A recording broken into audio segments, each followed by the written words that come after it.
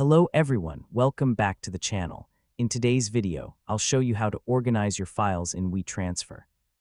Keeping your files organized makes it easier to find transfers, manage projects, and share documents without confusion. Let's get started. First, open your web browser and go to the WeTransfer website.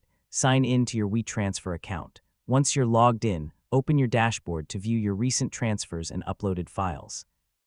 Before uploading new files, take a moment to organize them on your computer. Create folders for each project or client and give your files clear, descriptive names. This makes it much easier to identify the correct files when uploading them to WeTransfer. Now click Upload Files * or drag and drop your files into the upload window.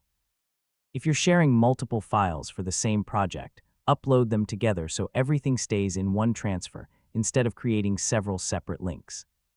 When available, rename your transfer or add a short message describing its contents. This helps both you and the recipient understand what's included without opening every file.